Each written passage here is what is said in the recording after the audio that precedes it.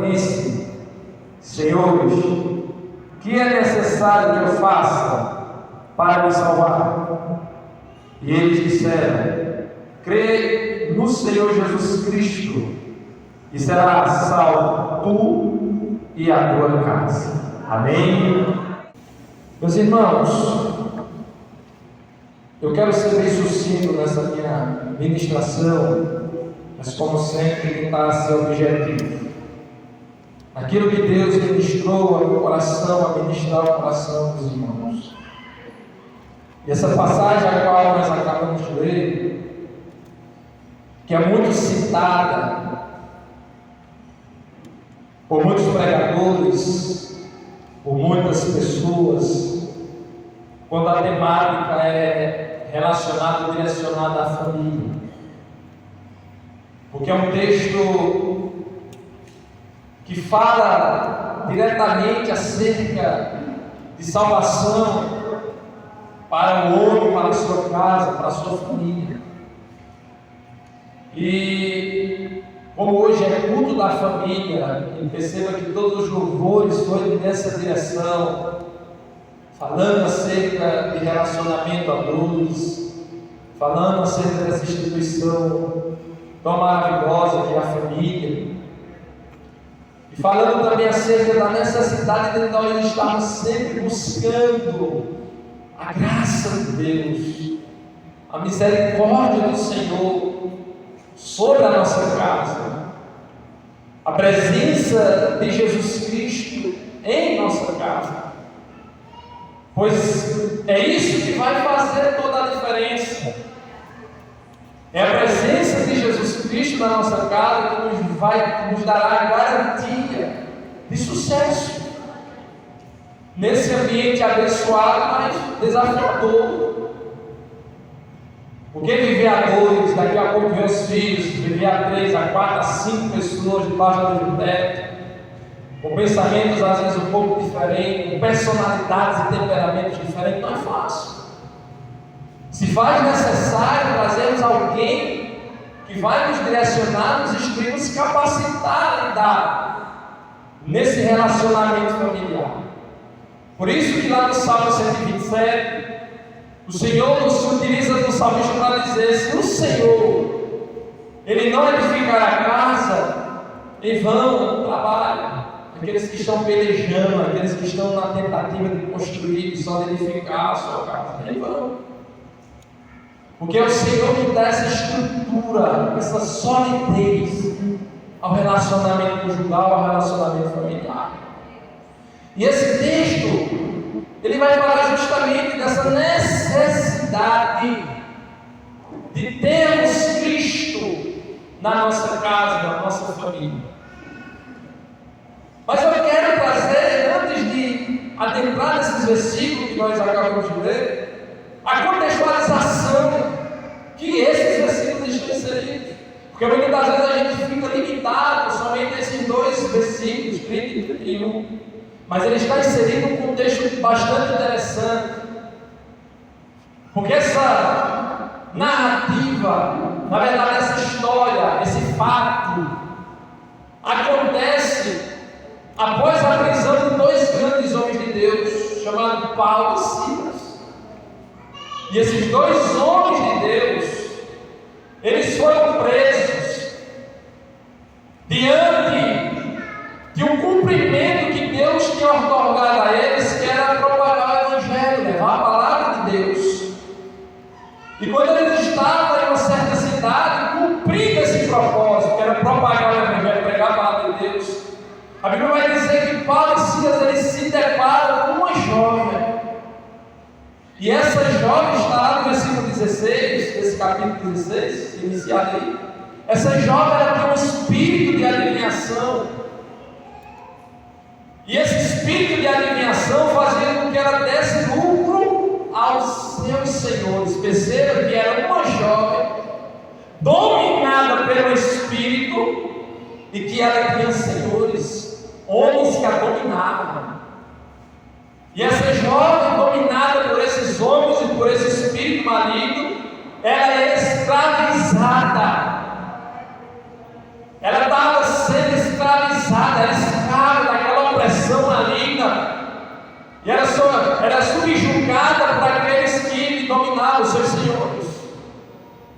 E aquela jovem não tinha vontade, ou pelo menos ela não tinha poder sobre suas decisões. As suas vontades eram tolhidas, as suas vontades não eram cumpridas. Por quê? Porque tinha um Senhor que a dominava, aqueles homens e um espírito maligno. E o que me chamou a atenção quando eu estava meditando nesse contexto, e que veio uma indagação na minha mente: aonde estava a família dessa jovem? Aonde estava a família dessa jovem que deixou ela ser escravizada por aqueles homens e escravizada pelo espírito maligno, pelo demônio? Porque a gente vai ver em outras passagens, agora dos evangelhos, algumas pessoas, alguns jovens também endemoniados, como a filha daquela mulher cananeia, escravizada pelo espírito maligno. Mas a Bíblia vai dizer que quando a mãe daquela jovem, ela teve um encontro com Jesus, quando aquela mulher teve conhecimento acerca de um Jesus que transformava vidas, que libertava vidas, a Bíblia vai dizer que aquela mulher não se hesitou, ela correu aos pés de Jesus Cristo e ela começou a suplicar pela vida da sua filha. Ela começou uma intercessão pela vida da sua filha. E a gente conhece, irmãos, toda aquela história, que aquela mulher vai ao extremo de humilhação, mas convicta que Jesus Cristo tinha o poder de dar a libertação que a sua filha necessitava. A minha primeira aplicação para mim e para você nesta noite, meu irmão e minha irmã: nós tivemos um encontro com Jesus que tem o poder de libertar a nossa família, os nossos, dos cativos, das prisões, das algemas do diabo. Glória a Deus. Não se conforme com aqueles da sua família que não servem ao Senhor. Eu fico imaginando que a família dessa jovem estava conformada com a escravidão daquela jovem. A Bíblia vai dizer lá em Mateus acerca de um outro jovem que também estava endemoniado. O pai leva aquele menino aos discípulos. Os discípulos não podem, eles não conseguem expulsar aquela legião de demônios da vida daquele jovem. Mas a Bíblia diz que aquele homem, aquele pai não desistiu. E quando os discípulos não conseguiram, ele entendeu que tinha um que poderia fazer, aleluia, e leva aos pés de Jesus. Eu quero trazer outra aplicação para mim e para você. Quando eu, líder, e minha esposa de casais não puder resolver, quando o pastor amigo não puder resolver, saiba de uma coisa: você tem um Deus, você tem um Senhor, que Ele está acima de cada ser humano, que Ele vai além dos limites humanos, que Ele está acima da impossibilidade humana. Esse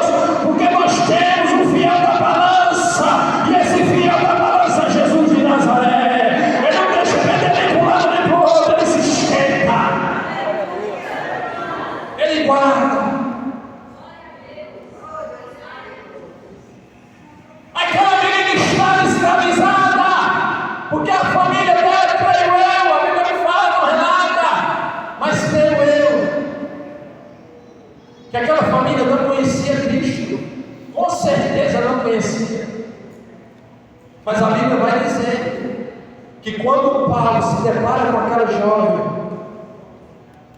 com aquele espírito maligno sobre a vida dela, aquele homem cheio do Espírito Santo, o discernimento de Deus, porque as pessoas pensavam que aquela menina estava sendo usada por Deus. Mas a Bíblia diz que quando Paulo olha para aquela menina, ele discerne que o Espírito que estava na vida dela não era do Senhor, não vinha da parte de Deus. E ele repreende aquele espírito maligno sobre a vida daquela menina, daquela jovem. E aquela jovem é libertada. Porque nem tudo que parece vir de Deus é de Deus, irmãos. E nós precisamos discernir isso, viu? Nem tudo que vem parecendo que é de Deus ou que vem de Deus é de Deus. O diabo, irmãos, ele é expert em enganar. A Bíblia vai dizer que ele, para enganar, ele se transforma em anjo de luz na tentativa de enganar. E quem é que o diabo tenta enganar, irmãos? Às vezes a gente pensa que o diabo está tentando enganar o mundo já é maligno, o mundo já está nele, irmãos. O mundo já foi enganado pelo diabo, desde lá do jardim da queda, quando o diabo incentivou o pessoal a comer a mulher para comer do fruto. O diabo, ele está tentando enganar aqueles que estão na presença de Deus. Ele tenta persuadir com as suas artimanhas, seus enganos, aqueles que servem a Deus. Por isso que quando Paulo estava passando, eu não estou lendo os versículos aqui, mas está aqui, a partir do versículo 16 em diante, até chegar aqui no 30. A Bíblia vai dizer que aquela menina, ou aquele espírito começa a dizer: esses homens que anunciam a salvação são homens de Deus. São homens de Deus. E aquele espírito, ele fala aquilo na tentativa de enganar, de engano. Mas perceba que aquele homem ou aqueles homens podem ser, eles tinham discernimento de Deus. Eles discerniram que aquele espírito não vinha da parte de Deus, era para trazer confusão. Nós precisamos entender, irmãos, aquilo que vem ou sobrevém às nossas vidas, e aplicando para o casamento, para a família, aquilo que vem sobre a nossa família, na tentativa de nos enganar. Tem muitas coisas que vêm, irmãos, disfarçada de coisas boas, disfarçada que vai nos ajudar, disfarçada que vai contribuir para o bem do nosso lar, da nossa casa, quando na verdade vem para destruir. Quantas programações que os casais estão aí, irmãos, executando na tentativa de dar um gás no relacionamento, pastor. São muitos. E ainda usa das coisas assim, porque Deus quer que eu dê um gás no meu casamento, Deus quer que eu dê uma avivada no meu casamento.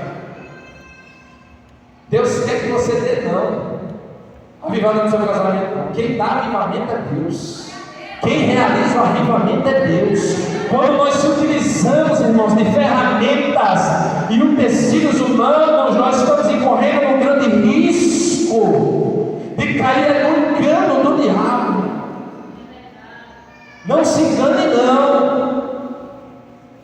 Quem traz o verdadeiro avivamento, irmãos, seja qual for a área do nosso relacionamento, seja qual for a área da nossa vida, é Deus, por intermédio da sua palavra, por intermédio das escrituras sagradas.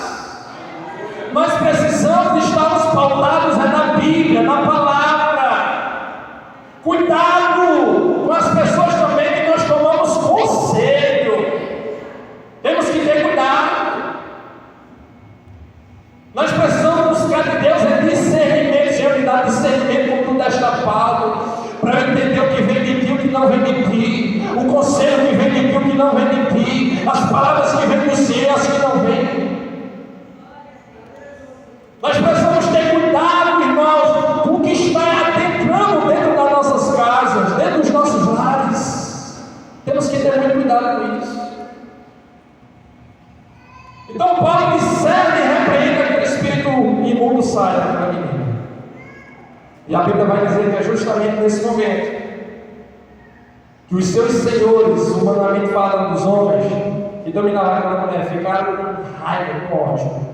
Levaram Paulo à praça aos magistrados, e ali eles aprisionam Paulo e Silas. Porque, irmãos, toda libertação custou um preço. O maior preço foi o de Cristo. Nós só estamos aqui libertos porque alguém pagou o preço por nós. E essa pessoa se chama Jesus. Sou glória. Quem está feliz com Jesus? Glória. Quem foi liberto por Jesus? Custou um preço, ele morreu, irmãos. Ele derramou sangue. Aí Paulo leva salvação e libertação para aquela jovem. E quando Paulo leva Jesus para aquela jovem, ele paga o preço. E o preço foi o quê? Foi prisão. Ele foi preso. E ali no cárcere, preso, por estar fazendo a vontade de Deus. Aí, irmãos, vem à minha mente a mensagem que o pastor pregou aqui domingo, que Paulo não foi preso, irmãos, tão somente porque os homens queriam que ele estivesse preso. Paulo não foi preso, irmãos, por ter feito algo contrário à lei, contrário à palavra. Não. Paulo ele foi preso, irmãos, por estar fazendo a vontade de Deus. Mas tinha um propósito nessa prisão de Paulo. E aí, pastor, eu não sei se está ainda. Eu acredito que sim, está conectado ao que o senhor falou, porque Paulo ganhou aquele homem lá na cadeia. E aqui Deus tinha um propósito de salvação também para o homem.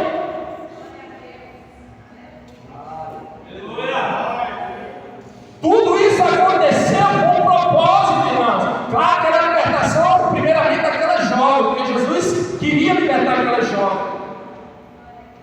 Mas Deus já sabia de outra pessoa, de alguém que precisava também dessa salvação. Porque quando Paulo vai preso, está lá preso, e a Bíblia vai dizer que ele foi amarrado pelos pés, pelas mãos, assim como Silas.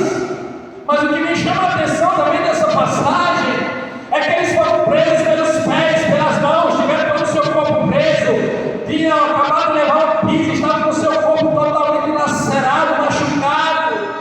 Mas o que me chama a atenção, irmãos, é que os soldados romanos, é que aquelas pessoas tinham prendido Paulo fisicamente, mas eles não conseguiram prender a alma de Paulo, eles não conseguiram prender a mente de Paulo, porque a mente de Paulo estava em Cristo Jesus. A mente de Paulo estava em Cristo Jesus. Ei, deixa eu te dizer uma coisa, eu vou tentar nos calar, vou tentar nos prender. Pode ser que até nós nos prendemos fisicamente, mas a nossa mente está liberta. Não tem cadeia nesta terra, não tem cadeia no inferno. Que crê, não crê, cheio da presença de Deus. Nós já fomos libertos da principal e maior cadeia, que foi a espiritual. Para os novos convertidos, ei, vocês foram libertos da maior e pior cadeia, aleluia, que foi da espiritual, que o diabo nos aprisionava. E uma mente liberta, irmãos, ela não se limita ao sofrimento. E a Bíblia diz que diante do sofrimento físico, meia-noite, aqueles dois homens começam a louvar e a bendizer o nome de Jesus. Aleluia. Eles começam a exaltar o nome de Jesus Cristo. Quem sabe é daquele louvor, né, irmãos? Eu sei que o meu Redentor vive. Aleluia. Bendito seja o nome de Jesus. Ou quem sabe o 545, porque Ele vive.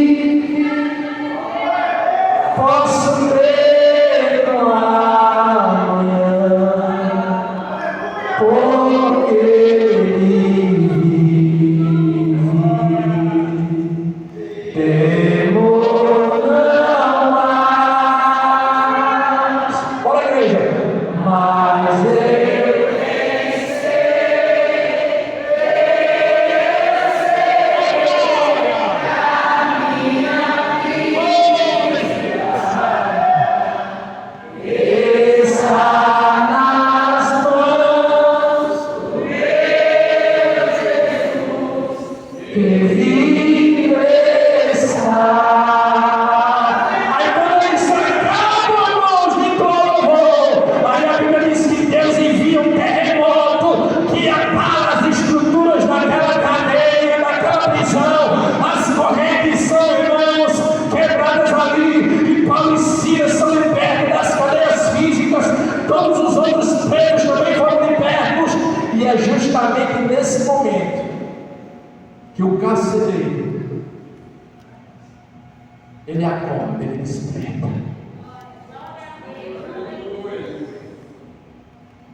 Eu falei aqui que Deus tinha um propósito de salvação dentro daquela cadeia, de um homem. A Bíblia não relata o nome dele, a gente só sabe que ele era o carcereiro, era o guardião, ele estava ali para guardar aqueles presos.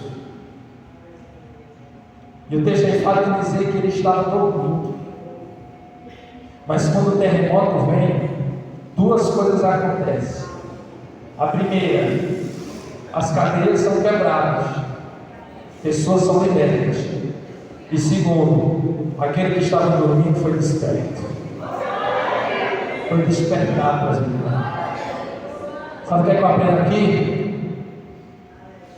Que Deus envia terremotos, irmãos. Mas os terremotos de Deus não é para morrer, não é para matar.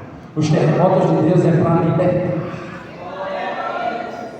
Mas às vezes tem pessoas que até libertas estão, mas estão cochilando, estão dormindo.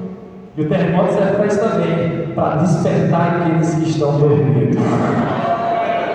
Eu vou aplicar para mim e para a tua vida, meu irmão. Não se preocupe com os terremotos que vêm sobre as nossas vidas. Esses terremotos não é para nos matar. Essas tribulações não é para nos matar. Se vir lá do céu, se vir do alto, pode ter certeza. É para libertar, é para restaurar, é para despertar aqueles que dormem. Tem pessoas dormindo, mas Deus vai enviar terremoto para sacudir você. Aleluia! Esse sono profundo e você despertar, abrir os seus olhos espirituais.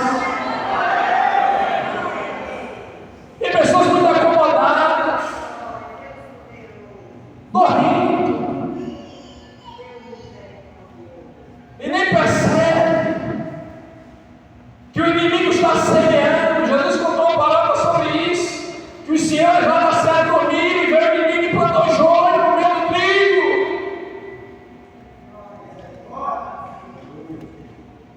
Tem pessoas lá em suas casas dormindo. Não vou aplicar isso para a igreja não, aqui na igreja não. Eu estou falando é do lado, da casa. Tem muitos pais de famílias dormindo. Tem muitas mães de família dormindo. E não estão percebendo que o diabo está semeando na vida dos filhos, na mente dos filhos. Muitos pais cochilando, irmãos. E aí quando você dorme, o inimigo das almas da tua filha, do teu filho, do teu esposo, da tua esposa não dorme. Aí ele está lá semeando a semente do mal, a semente da discórdia, a semente da intriga, a semente da raiva, do rancor, da mentira, do engano, da pornografia, da prostituição, do engano. Aí de repente entra, minha casa dá uma bagunça, minha casa dá uma tribulação, do dia para a noite não. É porque você estava dormindo, e um sono profundo. E essa palavra serve para mim. Essa palavra serve para mim, para todos nós. Nós estamos dormindo, irmãos. De vez em quando, irmãos, eu me pego negligenciando a minha casa. E eu digo, misericórdia, Jesus, não deixa eu dormir, não. Não deixa eu cochilar, não. Porque eu sei que o diabo não vai ter misericórdia. O diabo não vai ter misericórdia. Ele não tem, ele é desprovido disso. O diabo está ao derredor, disse Pedro, inspirado pelo Espírito Santo na sua primeira epístola, 1 Pedro 5,8. O diabo está ao derredor, bramando, rugindo como leão, só observando se ele encontrar uma brechinha, irmãos, ali dentro. Ele traga, a Bíblia diz que ele veio foi para tragar, matar, roubar e destruir. Como é que está a sua casa?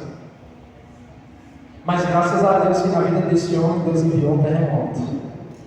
Aí quando o terremoto veio, ele acordou. Opa, o que está acontecendo? O que está acontecendo? O que foi que aconteceu? O que foi que aconteceu? Que os presos foram libertos. A Bíblia diz que quando ele desperta do sono que veio, que os presos foram embora, ele pega a espada para tirar a própria vida. Porque na lei, a qual ele estava debaixo dela, dizia que se um carcereiro deixasse um preso fugir, sabe qual era a pena dele? A sentença dele era morte. Se ele já ia morrer, por que ele ia se matar? Não deixou a lei se cumprir? É porque a morte que ele ia sofrer era uma morte dolorosa. Acredita-se que até crucificação. Outros dizem que era levado para ser comido por leões. Então ele imagina, rapaz, já que eu vou ser morto dessa maneira, eu a minha própria vida entregada, pensando que era a solução. Porque tem pessoas que, diante da dificuldade, diante da tensão, diante da tribulação, da prova, vou pegar a espada para amenizar o sofrimento. Deus, ameniza não, é pior. Mas enquanto a morte estava decretada sobre a vida dele pela lei dos seus senhores humanos, existia uma lei divina já decretada sobre a vida dele. Oh glória! E quando tinha, irmãos, uma lei, aleluia, uma sentença sobre a minha e a tua vida, sobre a minha casa e sobre a tua casa, decretada que é de morte, Deus já tinha decretado uma lei nos céus, e essa lei no céu tinha que ser cumprida aqui na terra, na minha e na tua vida, e essa sentença era vida, era vida, era vida, era vida. E quando saiu do pecado da morte, a Bíblia diz que o nome gratuito de Deus é vida e a vida eterna. Aleluia! Então quando ele pensa em tirar a própria vida, Paulo diz, não faça isso, estamos todos aqui. E aí quando ele entende que os homens estão lá dentro, ele liga a luz. Os homens se apresentam diante dele. E aí ele todo trêmulo, já estava, irmãos, convencido do sobrenatural que tinha acontecido ali. E eu fico fazendo uma assimilação naquele momento do sobrenatural com aquilo que estava sendo pregado pelos homens acerca da salvação e pela confirmação daquela menina que estava falando acerca do que eles fizeram que pregava a salvação. Porque por outro lado, quando Deus também quer usar, ele usa quem ele quer, a boca de quem ele quiser, às vezes até do diabo. E aí ele faz essa assimilação. E naquele momento que ele faz essa assimilação, esses homens estavam de fato pregando salvação. Eles estavam pregando o reino de Deus. E eles são de fato homens que vieram no nome do Senhor. Porque o que aconteceu aqui foi algo sobrenatural. E aí ele se prostra e diz assim: então o que é que eu preciso fazer agora? Para receber também a minha salvação. Eu acredito que todos nós um dia fizemos essa pergunta, irmãos. O que eu preciso fazer para ganhar a minha salvação? Para ter a minha salvação? Para garantir a minha salvação? Não precisa você responder, mas você já fez essa pergunta? Você já se fez essa pergunta? Quando ele faz essa pergunta àqueles dois homens, a Bíblia diz que Paulo diz assim: você precisa fazer uma coisa, crer no Senhor Jesus. Se faz necessário dizer que o crer aqui não é só o crer de dizer eu acredito que um Jesus existiu sobre essa terra, eu acredito que um Jesus morreu lá na cruz lá. Esse crer aqui que Paulo estava dizendo é um crer nos teus senhores lá, que iam te matar por conta dessa sua falha. Você precisa deixar esse senhorio dele sobre a tua vida. E agora você entrar debaixo do senhorio desse Senhor. Eu estou falando para você, Jesus. Esse grego que Paulo estava dizendo era isso. É que você agora não vai servir mais ao Senhor maligno, um Senhor tirano, que trazia morte diante das tuas falhas. Não, você vai servir agora ao Senhor, que Ele perdoa essas tuas falhas, que Ele perdoa esses teus pecados, e que Ele restitui a tua vida, Ele vivifica o teu espírito, escreve o teu nome no livro da vida e vai te levar para o céu. Só que o que me chama a atenção, irmãos, e é o que eu quero chegar aqui para poder ir no final, é que Ele não se limita na salvação só sobre a vida daquele homem. Ele descreve o Senhor Jesus e será salvo você. Mas não vai ser salvo só você não. Se você crer de verdade, se você se submeter de verdade ao senhorio de Cristo, vai ser salvo você, vai ser salvo sua esposa, vai ser salvo seus filhos, você e a sua casa serão alcançados, você e a sua casa serão salvos.